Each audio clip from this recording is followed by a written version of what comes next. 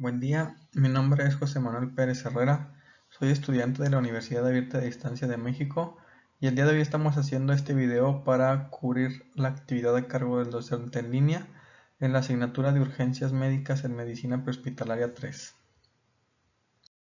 Bien, vamos a hablar sobre la atención del recién nacido antes, durante y después del parto. Los partos que ocurren en el medio prehospitalario usualmente carecen de los medios de asepsia, de instrumental, así como de personal obstétrico y pediátrico que de otra manera se tendría en un medio hospitalario. Por esto es que se debe priorizar el traslado a un hospital con servicio de obstetricia y pediatría, con el fin de evitar complicaciones que se puedan presentar en el recién nacido y pues así puedan ser prevenidas por el personal médico especializado.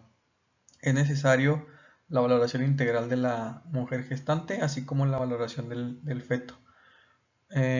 Hay que valorar en el feto, pues si es un producto que está ya a término, que no va a haber ninguna complicación, al menos por ese lado. Esto se cuestiona pues a la mujer, preguntarle las semanas de gestación y definir pues si es un producto a término, si es pretérmino o posttérmino, para poder anticiparnos a las posibles complicaciones que pudiese tener. También, si es posible, hay que valorar la posición o la presentación que trae el producto, pues para ver qué complicación se pudiese dar en caso de que haya alguna distosia, por ejemplo, que venga de nalgas o que esté girado o cualquier otro tipo de problema que se pueda presentar al momento del parto. Hay que valorar la frecuencia cardíaca fetal. Toda frecuencia cardíaca que esté disminuida, por lo general por debajo de 100, podría indicar sufrimiento fetal, que esto pues podría ser por diferentes causas, pero principalmente podemos mencionar la hipoxia, que se puede dar ya sea cuando está todavía en el medio intrauterino, podría ser que el cordón umbilical tenga algún problema, que esté por ahí comprimiéndose de alguna forma y esto pues esté causando sufrimiento fetal por una hipoperfusión o por una falta de circulación fetal. Ya después del parto, la complicación podría ser porque el bebé haya aspirado líquido amniótico con meconio, que esté causando por ahí problemas en los alvéolos. Otros factores de riesgo para el feto que tienen que ser identificables en la madre. Puede ser, por ejemplo, la preeclampsia, eclampsia, necesidad de una cesárea urgente, hipertensión materna, edad gestacional menor a 36 semanas o mayor a 41 semanas, como lo mencionábamos unos renglones atrás. La atención al recién nacido. A nivel mundial, aproximadamente 1 de cada 10 recién nacidos requieren de asistencia al nacimiento, desde maniobras tan sencillas o simples como es la aspiración de secreciones y estimulación táctil, a otras más complejas como puede ser ventilación a presión positiva, compresiones torácicas externas y administración de medicamentos como la adrenalina o epinefrina. Para esto, el TSU en urgencias médicas debe conocer e identificar los casos de urgencias en recién nacidos para aplicar los procedimientos que se requieren en el momento oportuno.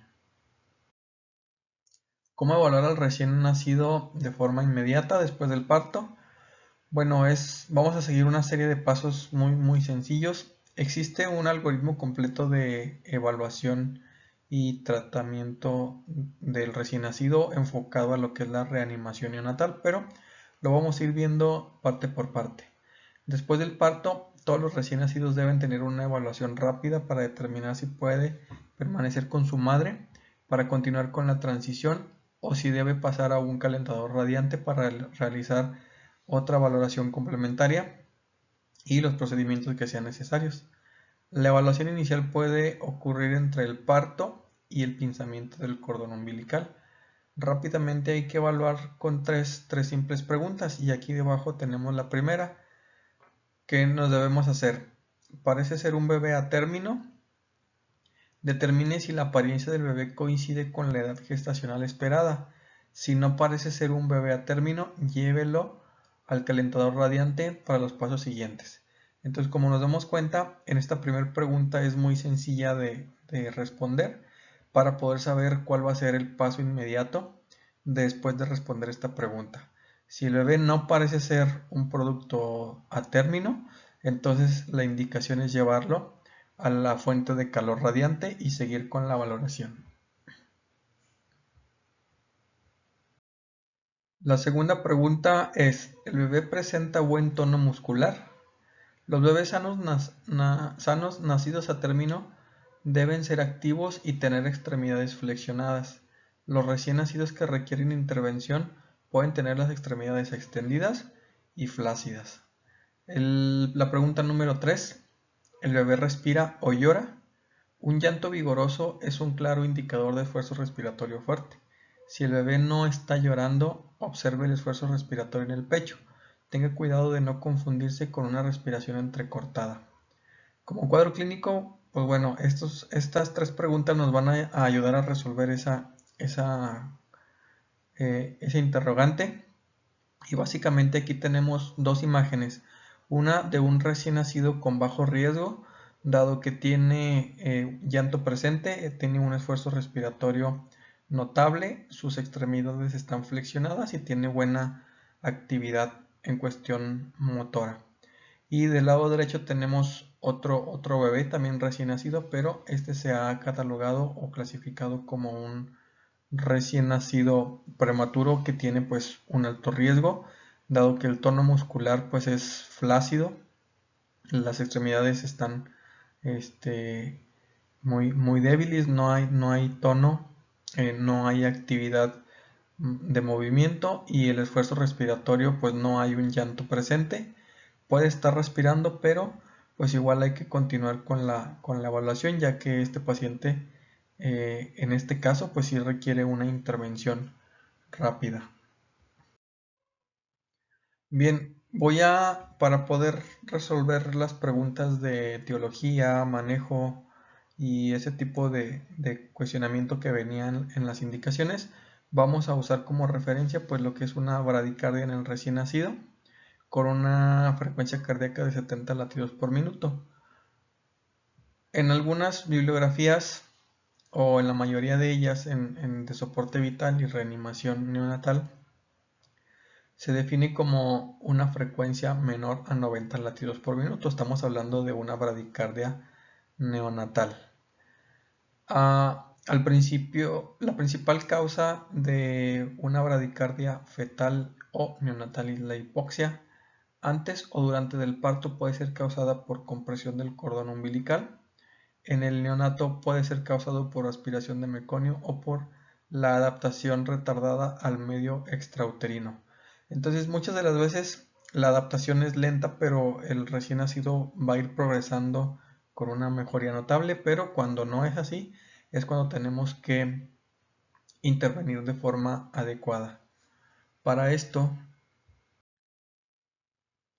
vamos a emplear lo que es el manejo prehospitalario. Este cuadro que tenemos aquí en la diapositiva es una parte de lo que es el diagrama de flujo completo de lo que son los pasos a seguir en la reanimación neonatal.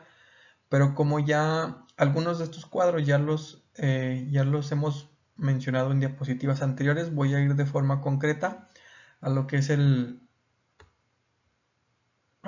este punto, donde se mencionan las tres preguntas que hicimos en una diapositiva anterior. ¿El recién nacido es un producto a término o no? ¿Tiene buen tono muscular? ¿Respira o hay llanto presente? Y como les decía, como vamos a enfocarnos en la condición más grave o peor pronóstico posible, vamos a dirigirnos sobre la línea de estas preguntas hacia abajo, suponiendo que todas las respuestas van a ser no. Entonces, en caso de contestar de forma negativa a esas tres preguntas, el siguiente paso inmediato a seguir es el calentar y mantener la temperatura normal, posicionar la vía aérea del recién nacido, despejar la vía aérea de las secreciones si fuera necesario, secar y estimular. En caso de que no haya todavía una respuesta favorable o como complemento de ese procedimiento, hay que valorar si hay apnea o hay buena respiración, hay boqueo o una frecuencia cardíaca menor a 100 latidos por minuto. Vamos a responder que sí hay una apnea, que sí hay un boqueo o que sí hay una frecuencia cardíaca menor a 100 latidos por minuto, y vamos a la diapositiva siguiente. Una vez que ya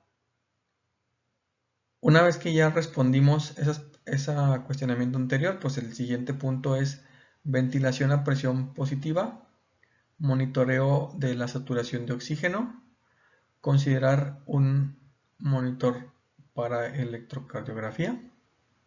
Y bueno, seguimos valorando. La frecuencia cardíaca sigue siendo menor a 100 latidos por minuto. Como respuesta, sí. Hay que verificar el movimiento del pecho, pasos correctivos de la ventilación si es necesario, un tubo endotraqueal si es necesario o una mascarilla laringea. Y pasar al siguiente punto de valoración. La frecuencia cardíaca es menor a 60. En caso de que no, pues hay que seguir este círculo de evaluación y tratamiento. En caso de que la frecuencia cardíaca haya disminuido y haya caído por debajo de 60 latidos por minuto, hay que intubar si todavía no se ha hecho. Compresiones torácicas, lo que es la reanimación en silla activa, lo que son compresiones torácicas externas, y las compresiones deben de coordinarse con la ventilación a presión positiva, manejando también un flujo adicional de oxígeno suplementario al 100% y el monitoreo electrocardiográfico.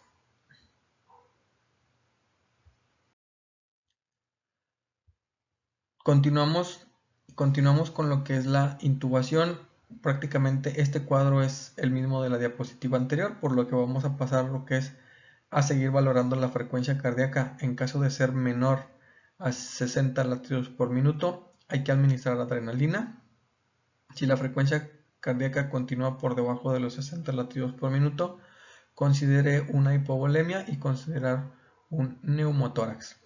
Bien, para lo que es el manejo de la adrenalina, aquí tenemos dos interrogantes. Bueno, una, ¿cuándo administrar adrenalina durante la reanimación? Si nos damos cuenta, este cuadro en amarillo que está aquí nos señala el momento en el que tenemos que empezar a manejar lo que es la adrenalina. Y en el cuadro rojo pues nos dice que la adrenalina se indica si la frecuencia cardíaca del bebé sigue por debajo de 60 latidos por minuto después de al menos 30 segundos de una ventilación a presión positiva. 30 segundos después, si la frecuencia cardíaca aún continúa debajo de 60, es una indicación. Y después también de 60 segundos de compresiones torácicas coordinadas con la ventilación a presión positiva y el uso de oxígeno suplementario.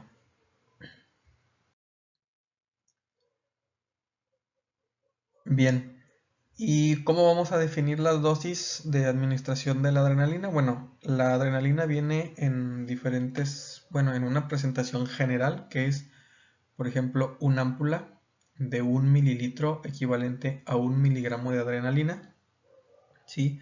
Y a esta presentación le llamaríamos que es una concentración 1 a 1000, lo que equivale a 1 miligramo en 1 mililitro. Básicamente esa es la presentación más conocida en este tipo de ámpulas, ¿sí?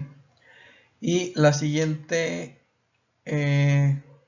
dosis o presentación básicamente ya va a ser bajo una dilución, que para fines de reanimación neonatal solo se puede usar una concentración de 1 a 10.000, como se menciona aquí en este primer cuadro verde, concentración 1 a 10.000, que equivale a 1 miligramo diluido en 10 mililitros de solución salina, puede ser, y la equivalencia sería de 0.1 miligramos por cada mililitro ya diluido.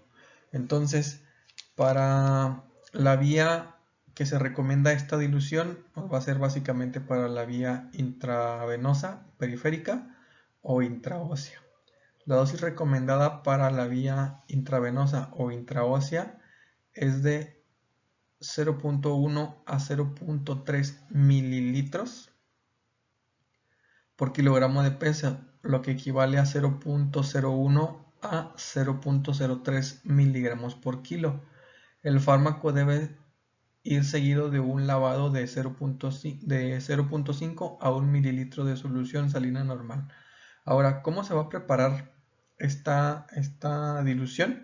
Bueno, en una jeringa de 10 mililitros vamos a cargar lo que es el miligramo de adrenalina, que está diluido en 1 mililitro. Y después a la jeringa le vamos a agregar 9 mililitros más de solución para poder lograr la concentración que nos dice aquí arriba, concentración 1 a 10.000. Pero todavía esa jeringa no es la que se va a usar para administrar las dosis.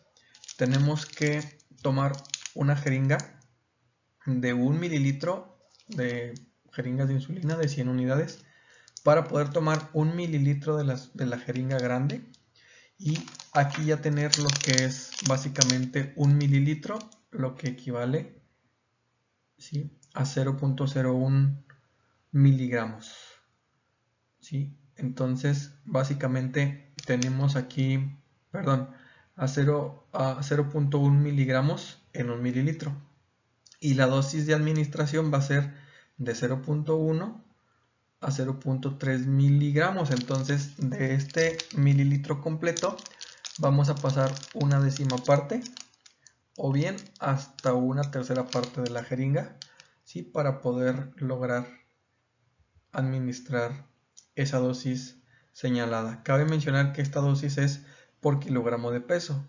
Va a ser necesario calcular o medir el peso del recién nacido en ese momento, que puede ser, si es un bebé prematuro, puede ser de hasta 1 kilo y medio, o si es un recién nacido a término o post-término, puede estar ligeramente por arriba de los 3 kilos.